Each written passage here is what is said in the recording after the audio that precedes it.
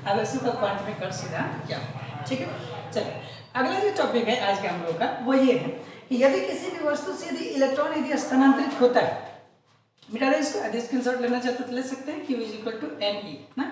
ठीक, देखिए यदि किसी भी वस्तु से इलेक्ट्रॉन यदि जाता है, यदि वस्तु वहां से इलेक्ट्रॉन यदि वहां से निकलता है, तो क्या उसके द्रव्यमान पे कोई प्रभाव पड़ेगा या नहीं पड़ेगा ना। अगर मान लेते हैं सपोज वही वाला फिर से मिटा दिया इसको, फिर से देखिए दोबारा बना देते हैं ना। तो ये आपका देखिए प्लेट रहा बड़ा सा, और इसके अंदर ढेर सारा ब्लैक वाला पसंद है कि व्हाइट वाला पसंद है, जो भी पसंद होगा अपने अनुसार देखिए कलर चूज कर लेंगे ना। हमें तो नहीं पता है ना कि आपको कौन सा वाला पसंद है, सर कोई सा वाला भी हो बस मिल जाए, बस एक बार मिल जाए। चलिए तो ये इसमें ढेर सारा भरा हुआ, अब वहां से रसगुल्ले या तो निकलते हैं या फिर उसके अंदर जेके जाते हैं। अब जाने का वापस देने का तो बात है नहीं है, लेकिन जेके का मानते हैं कि वहां से जेके निकलते हैं, तो उसके द्रव्यमान में प्रभाव पड़ेगा या फिर नहीं पड़ेगा ना। हम लोग देखिए ये चेक करेंगे कि अगर मान लेते हैं कि वहां से एक रसगुल्ला अगर निकला, ठीक है, तो वो रसगुल्ले निकलने के बाद कि एक रसगुल्ले का जो द्रव्यमान है वो कितना है और कितने नंबर ऑफ रसगुल्ले निकले वो हम लोग दोनों के यदि मल्टीप्लाई कर देंगे तो हम लोग पता चलेगा कि कितना जगह कम हुआ है। ठीक है, तो सेम वही प्रोसेस जो है कि यहाँ पे भी लगेंगे।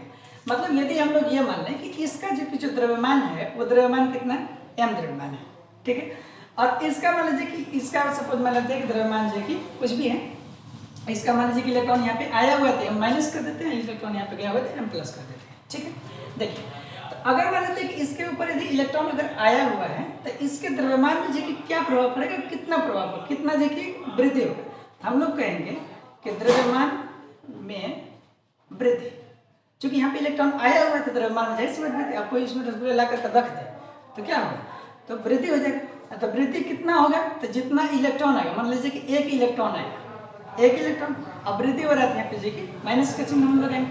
अब फिर इसके बाद जाएगी यहाँ से देखिए इलेक्ट्रॉन जो कि आया, और जैसे ही देखिए इलेक्ट्रॉन आया आने के बाद देखिए माइनस में मान लीजिए एक इलेक्ट्रॉन आया, गुणते में एक इलेक्ट्रॉन का द्रव्यमान, एक इलेक्ट्रॉन का द्रव्यमान। ठीक है, अगर मान लेते किसी भी वस्तु से इलेक्ट्रॉन मान से निकला हुआ तो क्या होगा, द्रव्यमान में कमी, द्रव्यमान में कमी। देखिए द्रव्यमान में कमी कितना आ जाएगा, अगर हम लोग की बात करें जो कि हम लोग m प्लस में से नोट करेंगे, तो द्रव्यमान में कमी आपका कितना हो जाएगा, जितना एक इलेक्ट्रॉन का जो द्रव्यमान होगा वो और गुणते नंबर ऑफ इलेक्ट्रॉन, तो नंबर ऑफ इलेक्ट्रॉन मान लीजिए कि एक इलेक्ट्रॉन है तो इंटू में एक इलेक्ट्रॉन और जो कि गुणते में एक इलेक्ट्रॉन का द्रव्यमान। एक इलेक्ट्रॉन का जो द्रव्यमान होता है वो मास ऑफ इलेक्ट्रॉन कितना होता है, भूलेगा क्या, नहीं वही 9.1 × 10⁻³ kg। ठीक है, ये क्या होता है, एक इलेक्ट्रॉन का मास होता है। ठीक है, देखिए तो ये देखिए वृद्धि हुआ और ये देखिए कमी हुआ ना। तो अगर हम लोग इसको ऐसे लिखना चाहते नंबर ऑफ इलेक्ट्रॉन, मान लीजिए कि n इलेक्ट्रॉन जो कि किसी भी वस्तु के ऊपर आ रहा है इंटू में एक इलेक्ट्रॉन का द्रव्यमान मान लेते हैं यमी हो गया। अगर किसी भी वस्तु को ऊपर मान लीजिए कि इलेक्ट्रॉन जी की वहाँ से जा रहा है, मान लेते हैं कि यन इलेक्ट्रॉन जी की जा रहा है और इनटू में मास ऑफ इलेक्ट्रॉन मतलब कि द्रव्यमान जो है कि इलेक्ट्रॉन का द्रव्यमान। तो अगर हम लोग जो कि टोटल हम लोग देख रहे हैं कि जो एवरेज जो औसत जो द्रव्यमान है हम लोग का, वो द्रव्यमान में जो कि औसत द्रव्यमान कितना, मतलब कि द्रव्यमान में अंतर यदि हम लोग देखना चाहें, द्रव्यमान में अंतर, तो डेल्टा एम हम लोग लिख सकते हैं। तो डेल्टा एम बराबर कितना हो जाएगा, तो आप या तो इलेक्ट्रॉन जी की जा सकता है या फिर इलेक्ट्रॉन आ सकता है, एन और इनटू में एम ही हो जाएगा, मतलब कि मास ऑफ इलेक्ट्रॉन हो जाएगा। तो delta M is equal to plus minus में एन इनटू में एम ही हो जाएगा, ठीक है।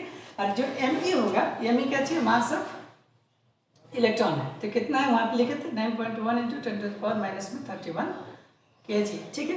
और जो यन का मान होगा वो क्या होगा, स्थानांतरित इलेक्ट्रॉनों की संख्या, ठीक है। स्थानांतरित मतलब इलेक्ट्रॉन जा भी सकते हैं, इलेक्ट्रॉन आ भी सकते हैं। और जब भी जो कि इलेक्ट्रॉन जाएगा या आएगा तो भी एक पूर्ण संख्या होगा, 1 2 3 4 5 ऐसे नहीं कि आधा इलेक्ट्रॉन चला गया और समझ में आना, ठीक है। ये वाला एग्जाम्पल बेस्ट देखिए। चलिए, तो ये आपको ये समझ में आ गया। अच्छा ये बात बताइए, किसी भी वस्तु से इलेक्ट्रॉन गया या वहां से या फिर जो उसके ऊपर आया तो उसके मास में कितना जी की वृद्धि, उसका सीक्वेंस क्या रहेगा, कोई मान लीजिए आपसे पूछ ले। तो सबसे पहले तो यहाँ से इलेक्ट्रॉन आया है, इसके द्रव्यमान में वृद्धि हुआ है, तो सबसे ज्यादा जो द्रव्यमान होगा वो किसका होगा, माइनस वाले का होगा। एक उदासीन मान लीजिए वस्तु जिसके ऊपर कोई चार्ज नहीं है, एम, और फिर इसको सबसे कम द्रव्यमान किसका होगा, तो एम प्लस वाले का। तो एम माइनस वाले का द्रव्यमान ज्यादा होगा, एम प्लस एम वाले का जो द्रव्यमान है वो थोड़ा सा उससे कम होगा, एम प्लस वाले का सबसे कम द्रव्यमान। बात समझ में क्या होगा कि द्रव्यमान में जी कमी जी किस तरीके से हम लोग कर सकते हैं, ठीक है। इसको भी नोट करना चाहते हैं तो आप नोट कर सकते हैं, स्क्रीनशॉट ले सकते हैं, ठीक है। बाकी हम लोग अगला टॉपिक में चलते हैं, ठीक है। चलिए ठीक है, देखिए अगला जो टॉपिक है हम लोगों का वो है आवेशों का आवेश संरक्षण का सिद्धांत। अगला क्या चाहिए, आवेश संरक्षण का सिद्धांत। देखिए आवेश संरक्षण का सिद्धांत देखिए क्या है। तो आवेश संरक्षण का सिद्धांत करने का मतलब ये होगा कि अभिक्रिया से पूर्व जो है कि आवेश और अभिक्रिया से पूर्व जो है कि नेट आवेश और अभिक्रिया के बाद जो एक बाद का जो है कि नेट आवेश दोनों आपस में क्या होता है, बराबर होता है। जैसे हम लोग एग्जाम्पल फॉर ले लेते हैं, सपोज मान लेते हैं कि NaCl, ठीक है। NaCl को जब हम लोग तोड़ेंगे तो कितना होगा, Na प्लस और जो कि Cl माइनस में टूट जाएगा, ठीक है। हम लोग जो है कि अभिक्रिया के पूर्व देखेंगे कि कितना जो कि आवेश है और अभिक्रिया के बाद। तो हम लोग जो कि अभिक्रिया के यहाँ पूर्व लिखे और यहाँ अभिक्रिया के बाद लिखे, अभिक्रिया के पूर्व और अभिक्रिया के बाद ना। तो अभिक्रिया के पूर्व जी के द्रव्यमान कितना है, अभिक्रिया का अगर हम लोग धन आवेश की बात करें तो अभिक्रिया के पूर्व जी के धन आवेश कितना है, अभिक्रिया से जो पहले जो धन आवेश कितना है, आपका जी के अभिक्रिया से पूर्व जी के धन आवेश देखेंगे तो यहाँ पे 0, अभिक्रिया के बाद जी के धन आवेश कितना है, प्लस में 1, ठीक है। अगर हम लोग ऋण आवेश की बात करें तो अभिक्रिया से पूर्व ऋण आवेश कितना है, 0, अभिक्रिया के बाद ऋण आवेश कितना है, माइनस में, ठीक है। अगर हम लोग जी के नेट आवेश देखें, क्या चीज देखें, नेट आवेश, टोटल नेट आवेश, इसको जोड़ दीजिए तो 0 0 0 0, इसको भी अगर साइन के साथ में जोड़ेंगे तो +1 प्लस में माइनस में बराबर कितना रहेगा, 0।